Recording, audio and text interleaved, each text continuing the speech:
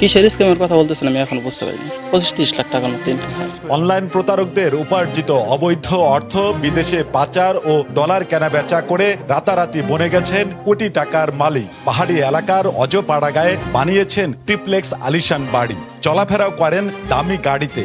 সম্প্রতি আঙ্গুল ফুলে কলাগাছ বনে যাওয়া এমনই সব অভিযোগ উঠেছে টাঙ্গাইলের মধুপুরের পিরোজপুর ইউনিয়নের বাসিন্দা গোলাম ইউসুফের ছেলে মাসুম রাজার বিরুদ্ধে। এখন বর্তমানে যে বাড়িঘরগুলো হয়েছে কিছু কিছু পোলাপানে করছে, আসলে এটা ওই যে নেটের ব্যবসা করে, এটা যারা জানে, যারা ব্যবসা করে। জানা যায় অবৈধ ডলার কেনাবেচা, হুন্ডির মাধ্যমে অর্থ পাচার ও স্ক্যামিং এর একটি মামলায় হাজতবাস করলেও পরবর্তীতে জামিনে বেরিয়ে মাসুম আবারও জড়িয়েছেন একই অপকর্মে। আলিশান এই বাড়িটির লাগোয়া জরাজীর্ণ বাড়িতেই 4 ছেলে ও 2 মেয়েকে নিয়ে বসবাস গোলাম ইউসুফের। হতদরিদ্র পরিবার থেকে উঠে আসা মাসুমের রাতারাতি সম্পদশালী বনে যাওয়ার বিষয়টি নিয়ে এলাকা জুড়ে রীতিমতো তৈরি হয়েছে আলোচনা সমালোচনা। প্রতিবেশী ও এলাকাবাসীর ভাষ্য, অনেক আগে থেকেই অনলাইন ভিত্তিক বিভিন্ন স্ক্যামিং এর সাথে যারা জড়িত তাদেরই একজন পিরোজপুরের মাসুম রাজা। মধুপুর পৌর শহরের সাবেক কাউন্সিলর পলাশের বাড়িতেই মাসুমের সব অবৈধ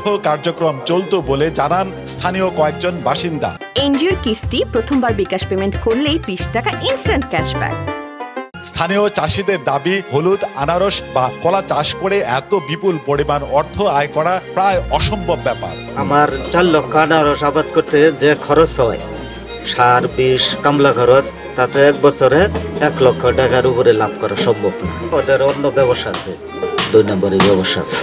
তবে এ বিষয়ে নিজের সম্পৃক্ত থাকার বিষয়টি অস্বীকার করেন মধুপুর পৌরসভার সাবেক কাউন্সিলর মোহাম্মদ পলাশ হোসেন। তিনি জানান, অবৈধ স্ক্যামিং, হুন্ডি ও ডলার কেনাবেচার মাধ্যমে যে শত শত কোটি টাকার অবৈধ বাণিজ্য হতো, সেই চক্রেরই মধ্যস্থতাকারী ছিলেন মাসুম রাজা।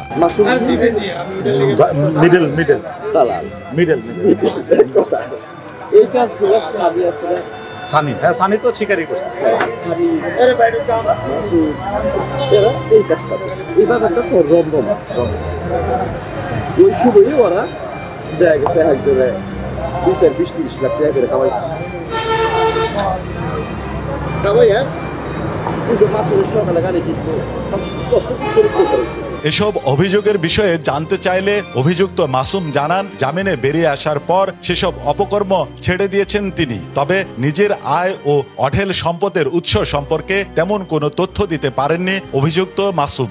স্ক্যামিং এর কাজ না, আমি হচ্ছে যারা স্ক্যামিং করতো এদের থেকে এরা মার্কেটে যে ডলারগুলো সেল করতো, জি এরা যে মার্কেটে ডলার সেল করতো, দেখা যাচ্ছে যে এদের থেকে 2-4 জনের কাছ থেকে আমি ডলারগুলো কিনে নিয়ে আবার আরেকজনের কাছে সেল করে দিতাম। আমার কাজ এতটুকুই ছিল। আমার নিজস্ব কোনো স্ক্যামিংয়ের অফিসও ছিল না, আমার নিজস্ব কোনো স্ক্যামিংয়ের জন্য কোনো ওয়ার্কারও ছিল না যাদের দিয়ে আমি স্ক্যামিং করাতাম। এমনকি নারীগঠিত কোনো প্রকার ইয়ার সাথে আমি সম্পৃক্ত ছিলাম না কখনো। এছাড়াও অবৈধ কোনো ব্যবসা বা কাজকর্মের সাথে নিজেদের সম্পৃক্ততার কথা অস্বীকার করে মাসুমের ছোট ভাই পাল্টা অভিযোগ করে বলেন, পরিবারের সাফল্য দেখে একদল ব্যক্তি পরিকল্পিতভাবে রটাচ্ছেন কৃচ্ছা। তার দাবি, বৈধভাবে বাবার হলুদ, আনারস ও কলার ব্যবসা পরিচালনা করেই প্রতিষ্ঠিত হয়েছেন তার বড় ভাই। কিসের স্ক্যামের কথা বলতেছেন আমি এখন বুঝতে পারিনি। আমার বাবার ব্যবসা হলো আপনার হলুদ, আনারস, কলা, এটা হলো মূল ব্যবসা। আর হ্যাঁ, মোটামুটি 25-30 লাখ টাকার মতো ইনকাম হয়। Sohel Talukdar, DBC news, Tangail.